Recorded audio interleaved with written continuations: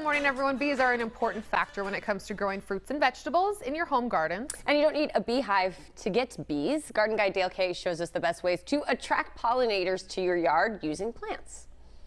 G'day everyone. Pollinators are definitely the talk of the town and have been for years, and with good reason. They are hugely important, not only for our backyards, but even globally as far as world food production goes. Just about every type of key crop that we grow is reliant upon pollinators. Bringing that back to our own backyards, our own veggie garden, our own fruit trees, all reliant on pollinators. That's why they're so important, not only to take care of, but also attract to our neck of the woods as well. And there are some key ways you can do that in the garden, and there are key different types of pollinators. Of course, you've got honeybees, but then you also got native bees that are indigenous to this part of the world, and then also you've got hummingbirds, and then beneficial insects as well. That's some of the main categories. Let's start off with habitat first. Water is a key source, so having a bird bath is really good in your backyard. Also, you can buy these little homes. This one here is a butterfly house, and this one here is a little bee house, which they kind of harbor up in here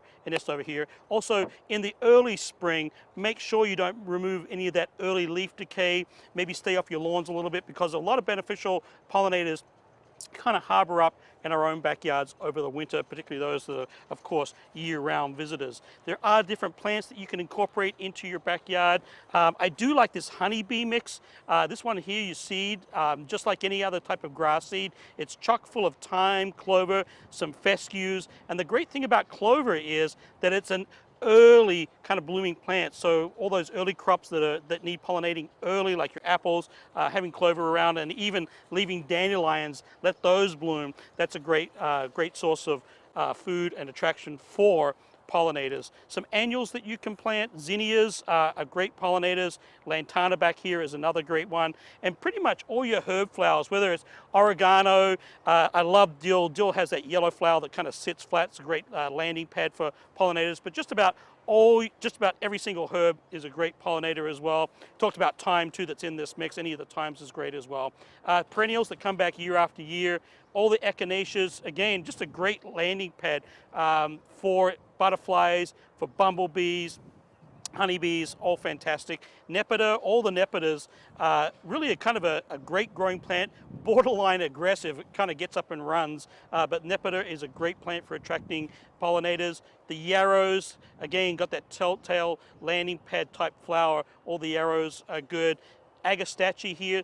Not only do pollinators like agastache, but I like it too. It has kind of has a licorice kind of scent to it, which is really, really fun, and it gets quite tall in the garden. So if you're looking for an accent piece, that one is good.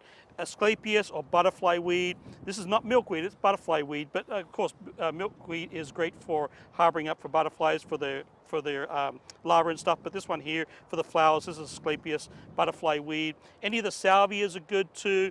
Monarda, this is a cultivar, this monarda here. Actually, I have a native one back here as well that grows native to this neck of the woods, but any of the monardas are good, and actually is a great edible flower as well. Kind of has a spicy, peppery taste, a little bit like an nasturtium, but I think a little bit more colorful than a nasturtium. So not only will pollinators like it, you'll like it on salads as well.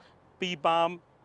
Some people actually even call it bergamot, so if you see bergamot, that's also the same thing. Liatris up here, just about to bloom. This one has a common name, gay feather, has a purplish flower, super cool in the garden, and pollinators absolutely love it. Joe Pye weed is another great one, just about to bloom. It kind of has a pinkish, kind of big puffy pink bloom, super fun in the garden. Sedum for not blooming yet. This is kind of like the last late season attractive for pollinators. Also, aster is another good one too. So sedum and aster for late season, and then cardinal flower here has a red bloom. I'll just show it here. This one is great for hummingbirds. If you're looking for something that attracts hummingbirds, cardinal flower is a great one. I mentioned natives, black-eyed Susan, all the different types of natives that are available at your favorite local garden shop now.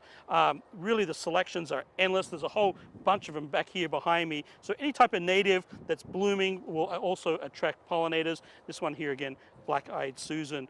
Great to incorporate into your garden. Your garden will love it, your pollinators will love it, and most importantly, if you're growing veggies, they'll love it too. Back to you. We try to really intersperse our garden like that too. Like my husband likes veggies, and I do the flowers. We always put some marigolds in near the pots, and it really does work. Thanks, Dale. Well, it helps those native flowers. They're gorgeous. gorgeous. Right, So right. your garden's going to look great, and you're helping the bees. We love the bees.